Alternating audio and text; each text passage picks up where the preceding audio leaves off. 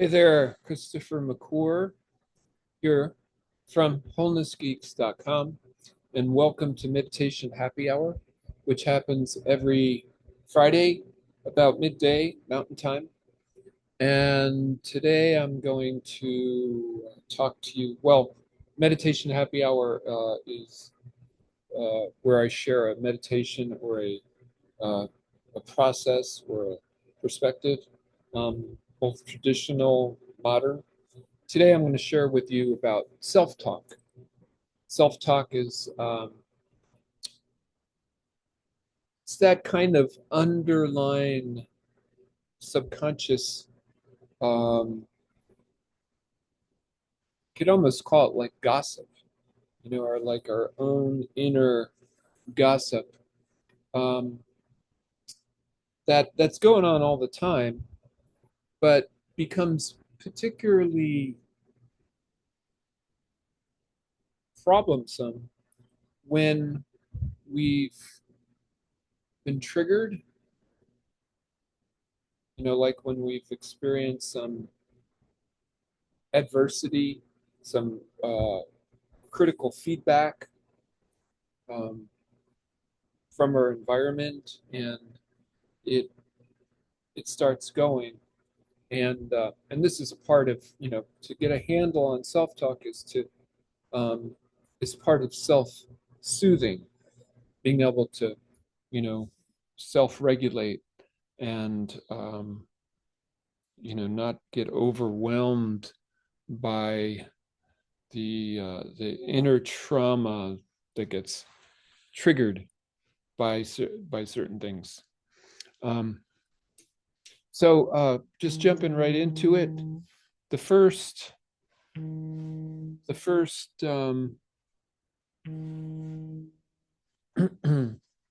point is about identifying the self-talk. Sometimes we might not even be aware that it's going on, especially when we're in like a triggered state. The emotions kind of they take over our awareness, and we become less aware of the subtlety of our human experience. So I want to share some ways that you can get in touch with your self-talk. One way is meditation, and there's a particular meditation that I do that I find is particularly good for identifying self-talk, for um, being able to see it. And this is a traditional Tibetan Buddhist meditation called Shamatha Vipassana. And essentially, the meditation is just paying attention to the out breath. So when you're just paying attention to the out breath, there's this big gap between each out breath, right? The in breath and everything that's happening. And when you get good at this and precise, and it's the meditation is kind of taken a firm footing. In that gap, a lot is revealed about what's going on with you, both in terms of thinking and feelings and body experience, sensations, and including the voices in our head. So that's one way of getting in touch with self-talk. Another way is what I call stream of consciousness writing, where you just sit down and you just write down whatever it is, the first thought, best thought that's come, however gobbledygook it is. It's like nonsensical. You just write it down. You just write it down as fast as it's coming. And in that sort of unabashed revealing of the inner voices, you get to see what you're thinking and what you're feeling. And so that's another way of and keep in mind that here that we're we're doing certain practices when we're untriggered in order to be better skilled when we are triggered. Okay. So the third way of getting in touch with self-talk is what I call sentence stems, and this is pertains a little more to like a particular topic, but you can do it with with just in general too. But say you pick a topic, like say you wanted to like know understand more about how your feelings, your thinking, your beliefs about, say, shopping, right? So you write shopping at the top of the page, and then you go, shopping is destructive. Shopping is fun. Shopping is a distraction. Shopping, you get the idea. And then then you go to the second part. I draw a line and go to the second part. People who like shopping are indulging. People who like shopping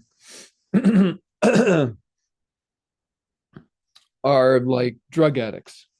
People who like shopping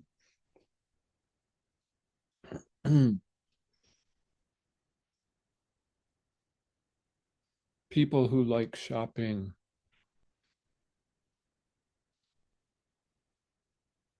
are materialistic. Okay, so that's the second part.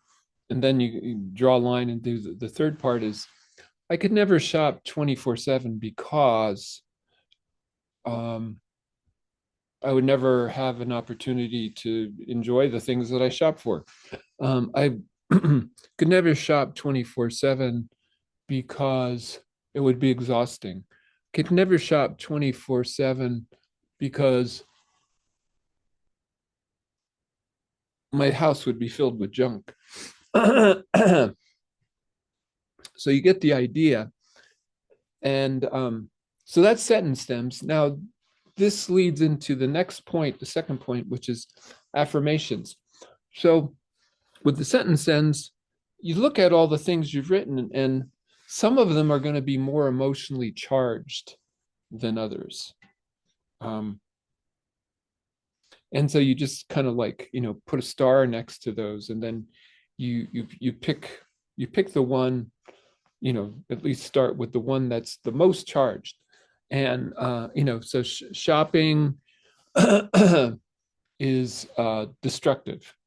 Okay, so what you want to do is what's called pivoting. You want to use that. You've just revealed a belief or something about shopping, and that you have, but you don't want it. It's like, well, I don't want to go through my life. I mean, I have to shop, and don't want to just believe every time I go in a store that I'm doing something destructive. So how can I turn this around? So what you do is you turn that statement into something that you want to believe. So I constructively shop. Okay, so I've turned that into a positive statement. I constructively shop. And so that's, now you've got an affirmation, and you can repeat that to yourself when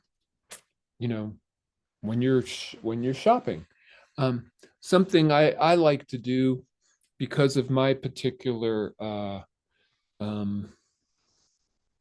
metaphysical modality, I have a core practice called soul kernel.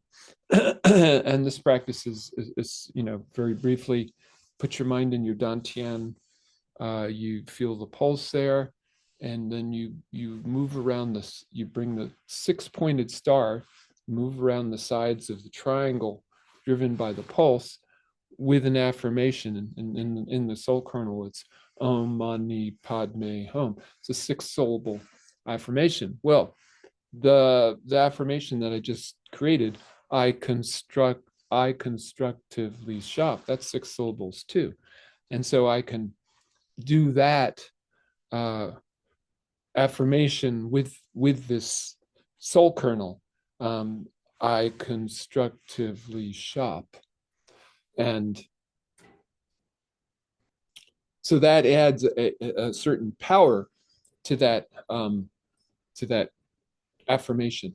Now, another thing that you can do with that, just taking it one step further, there's this thing called tapping, where you tap on certain key, sort of like they're kind of like acupuncture points, meridian points in your body, saying a certain affirmation or phrase, and it goes in it much deeper. So I can do that with this affirmation. But what I'm doing is I'm doing the star affirmation that we just did, but I'm doing it while tapping on the crown of my head. I constructively shop, right? So I'm visualizing moving around the star, and it's still anchored to the dantian.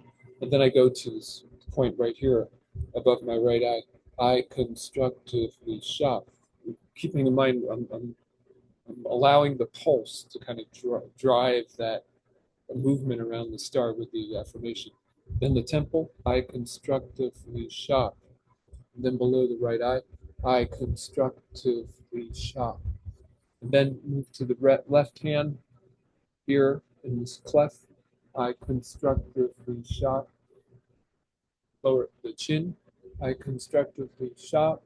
Now I'm going to go to this point, which I'm going to go. It's like right below the right clavicle. I constructively shop. And then I'm going to go to this point that's right. It's about a hand's length below the armpit on the left side of the chest. I constructively shop. And then I'm going to use these 2 points, the kind of the karate chops in my hands. I constructively shop. So now I've kind of introduced that affirmation in a deep way into my system. Okay, so that's point 2. Point 3 is about challenging the this the self-talk, especially if the self-talk is negative self-talk. So I might identify this part of myself that believes that shopping is destructive, right? So it's like and what I can do is have a dialogue with it. So it's like, okay, so you believe that shopping is destructive. How come? What's going on? Well, I mean, it's like there's all this stuff. It destroys the environment. It's like we destroy that. We take resources from the environment and we turn them into these products, and we buy these products, and then we get rid of these products, and they go into landfill, and it's like it's just this whole big. So, you know, uh, having a dialogue. Well, I can understand what how you would feel that way. It is. So it sounds like we need to be more judicious in what we shop for, and be shopping for things that are more needed and that last longer, that are more durable, so that we have a less of a negative impact on the environment. So, and this gets into the next point about reframing, so that it's like, okay, so we've identified the self, and we could even give it a name. It's like the shopping police, um, shopping cop, and so how can this shopping cop? How can we re? How can we create a new job description for the shopping cop? so that it's having more of a positive impact on our lives. Well, how about if you, I'm talking to the shopping company, how about if you, um, remind me every time I'm shopping, and you you ask the question, well, is this something you really need? And is this something that is, it's going, is this something that's going to last? And that, so you don't have to keep buying a new one, you know, can you do that? Can you, uh, you know, help me with this activity of shopping?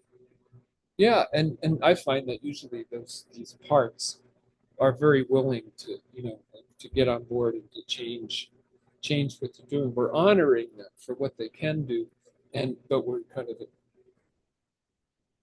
leading them in a more constructive direction. Um, so the next point number 5 is, very, so critical thinking is an important part of life and growth. So we need to be able to entertain critical thinking, but when we're only giving criticism, that's hard to handle, both for ourselves and for other people. So how can we give critical feedback in a way that's more constructive? And that we can do that by what I call the feedback sandwich, which is that you have, sandwich has two pieces of bread and then something in the middle. So the two pieces of bread are positive things, and then the what's in the middle is the critical feedback. So in this case, talking to this the shopping cop, it's like, I really appreciate that you are mindful about shopping and the impact that it has on the world, on this world that we live in. And could you um,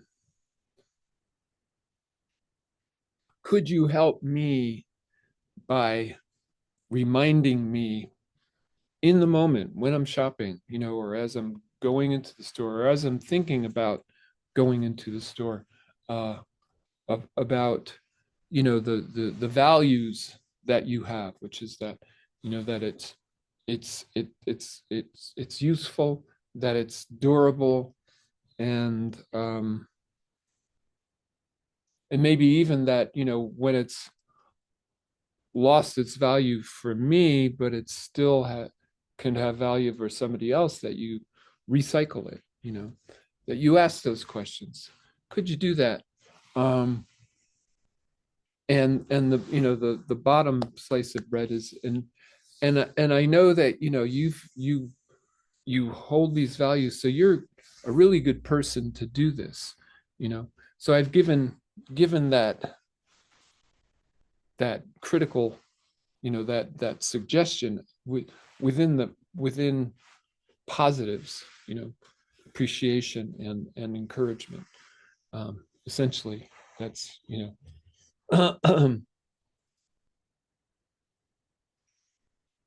appreciation and encouragement.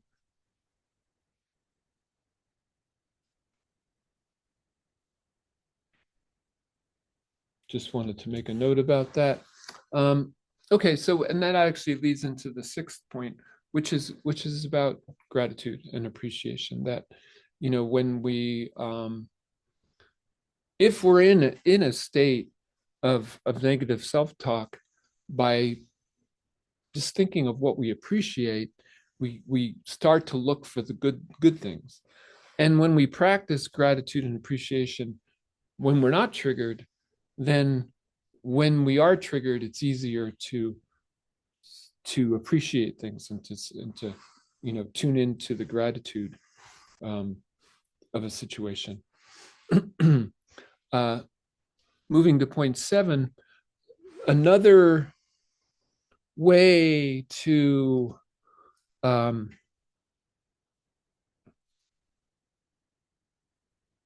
sort of to at least create a free frame, or um, create some space around self-talk, is is with humor.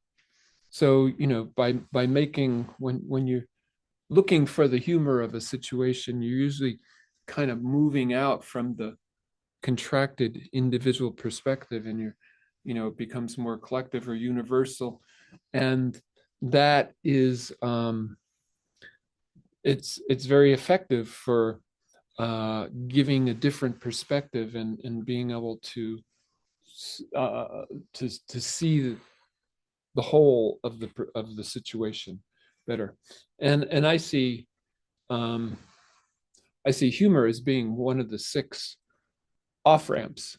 These are ways of moving from an individual perspective to a more universal perspective, and these are baked into the full tilt meditation that I have developed as part of the Gaia Core project.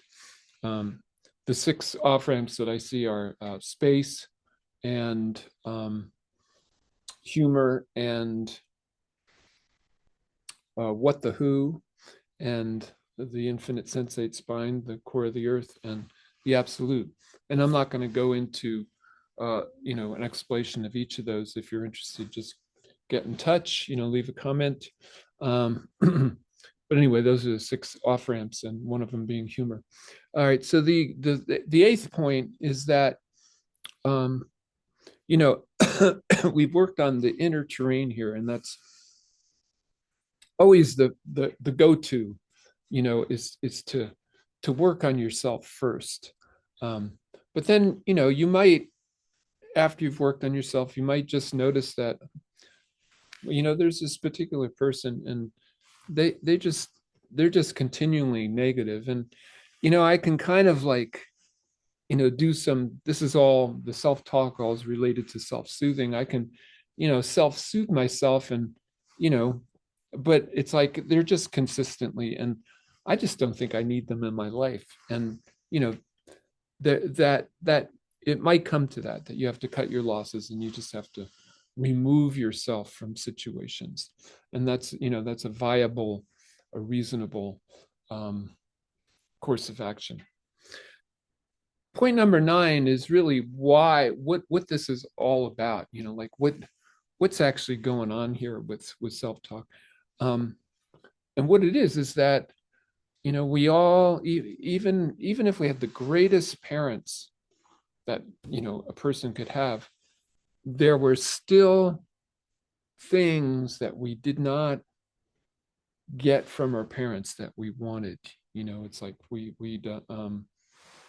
just, because of circumstances, they just couldn't be there.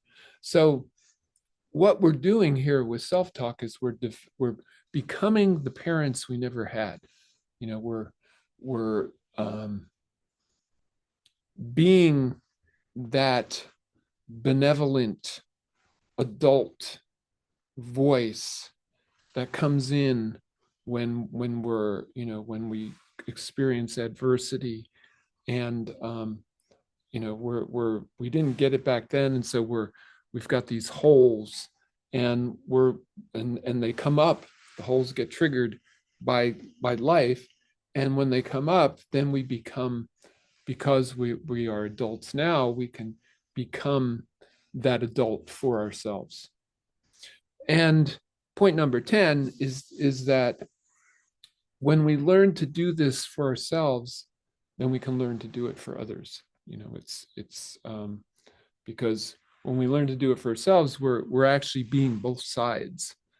And so when we're doing it for others, we've already been, the child side of that. And so we're especially, attuned and empathetic to what's going on and what needs to be said. So once again, I'm Christopher Macor from Wholeness Geeks, and this has been Meditation Happy Hour, and we've been talking about self-talk. And if you would like to, ask questions, share comments, even even share your own meditations and perspectives and processes, join the Wholeness Geeks group. And yeah, thanks for listening.